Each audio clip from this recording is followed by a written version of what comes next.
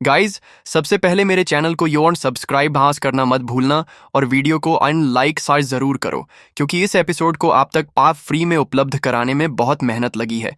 और हाँ, comment box में अपना व्यूअर नाम लिखकर ऑन बताना कि आपको ये कहानी कैसी लगी। तो चलो अब शुरू करते हैं कहानी अंडरासी वा अभिनव की परछाई, एपिसोड 6015 to 6016। कबीर के शब्दों का भार हवा में भारी लटका था, मानो धुंध की तरह गाढ़ा तनाव, निराशा, खराब प्रदर्शन। अभिनव के भीतर एक एम्बर जल उठा, एक आग जो उसे अपनी खुद की कमियों के राख से उठने के लिए प्रेरित कर रही थी।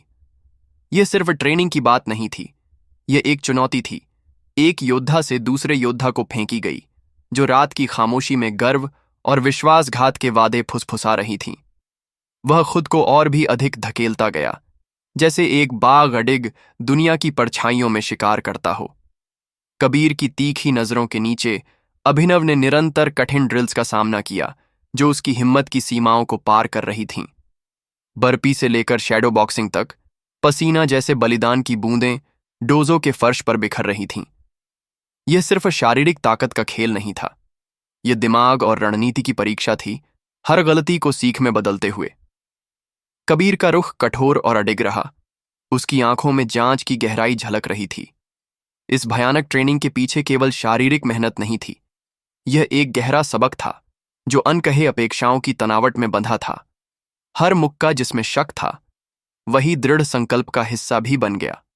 अभिनव को अपने भीतर कुछ गहराई से समझना था, जो उसकी असुरक्षाओं से भी ज्यादा जोर से दहाड़ता था। लेकिन पसीने और संघर्ष की केडेंस के बीच उसकी चेतना के दरवाजे से एक फुसफुसाहट चली। अम्मा जी कुछ भयंकर योजना बना रही थीं, सिर्फ व्यक्तिगत बदले की नहीं। एक चेतावनी उसकी सोच की गलियों में घुल गई, एक ठंडी हवा जिसमें विश्वासघात की खुशबू थी। सवाल उठा, कौन हो सकता है? कोई अंदरूनी दुश्मन छाया में छुपा हुआ? अभिनव आत्मचिंतन की वर्लपूल में डूब गया, विजय और जिम्मेदारियों के भार के बीच झूलते हुए।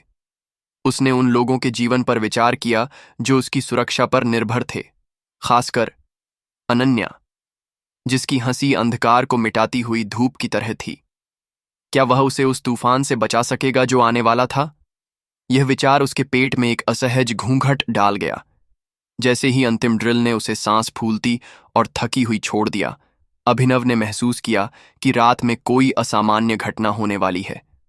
जैसे ही उसने अपनी सांसें संभालीं, परछाइयों में एक हल्की हलचल ने भारी सन्नाटे को तोड़ दिया।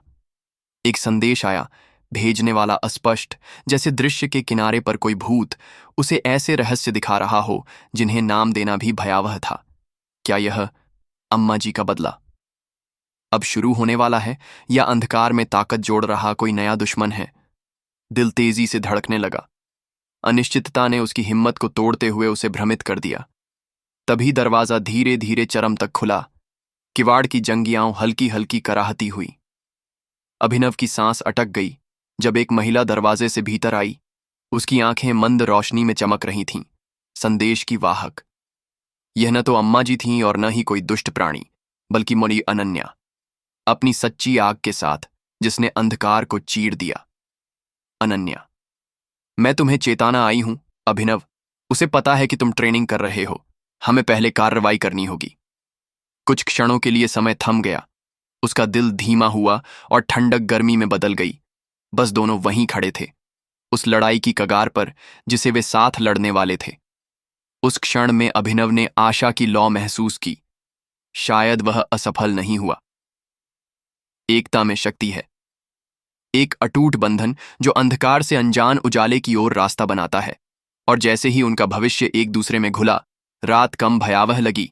परछाइयां उनकी जुड़ी हुई दृढ़ता के आगे पीछे हट गईं। साथ मिलकर वे अज्ञात का सामना करेंगे, विपत्ति की गहराइयों से विजेता बनकर उभरेंगे। क्योंकि शक्ति में रोशनी है, एकता में वादा चमकता है।